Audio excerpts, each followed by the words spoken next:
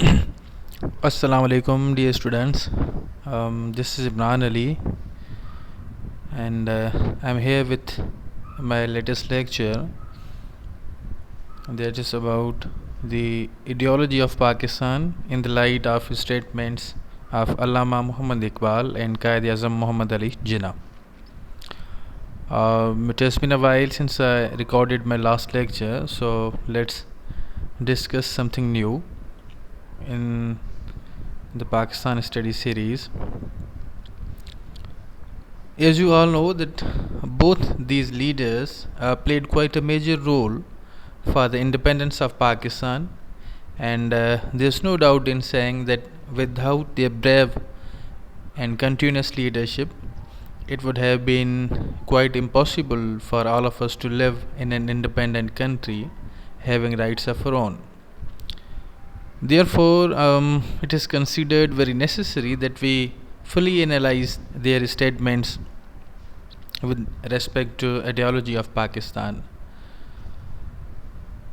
Let me tell you that throughout history, we see that it has been a practice that the leaders define, explain, and announce their policies and point of view with respect to any specific point in their speeches and addresses made to the public.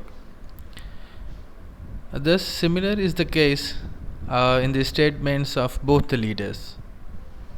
They quite clearly outlined the ideology or the principles on which the superstructure of a state of Pakistan was to be built.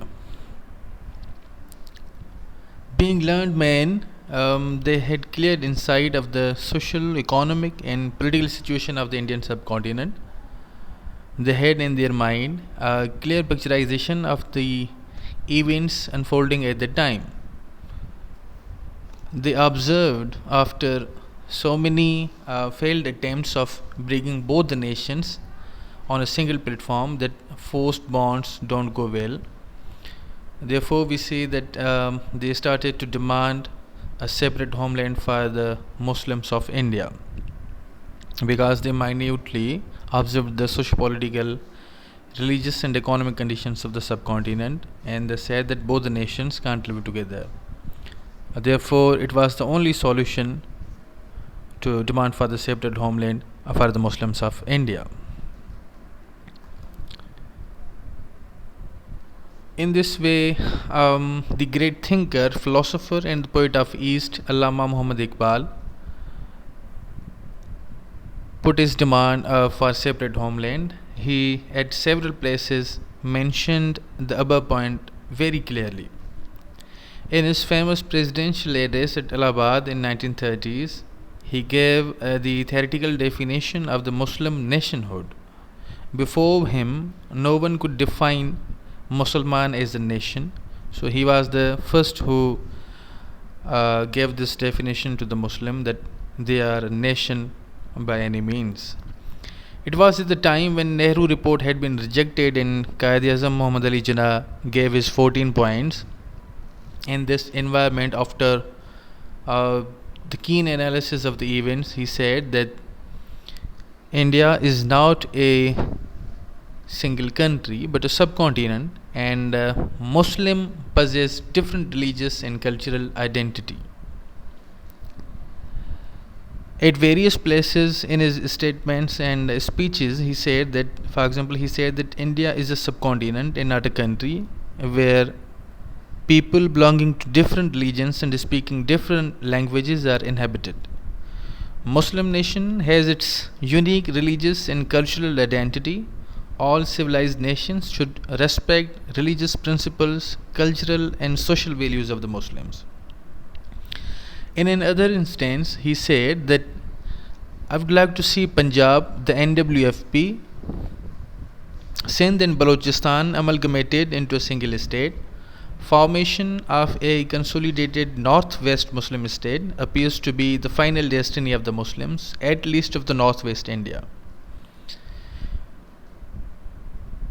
The address of Allama Muhammad Iqbal proved a milestone in the struggle for Pakistan, and we also see that QuaidIAzam Muhammad Ali Jinnah also acknowledged the thinking of Allama Muhammad Iqbal and considered Iqbal's ideas in line with his own.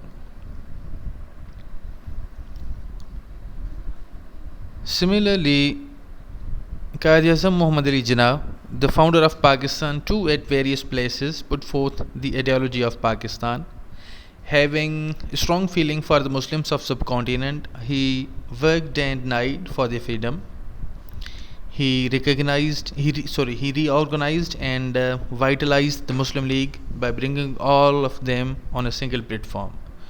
At various places, he mentioned the ideology of Pakistan by saying that our demand of Pakistan is not for a piece of land. Instead, we want to establish an experimental laboratory where we could practice a system based on Islamic principles.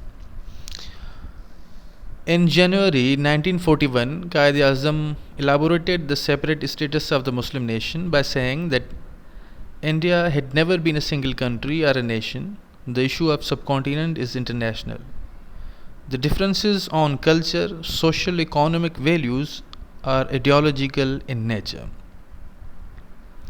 In another instance, he says that Pakistan had come into being the day the first non-Muslim was converted in a Muslim in India.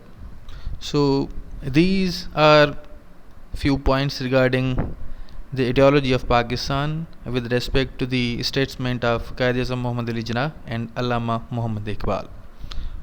Thank you.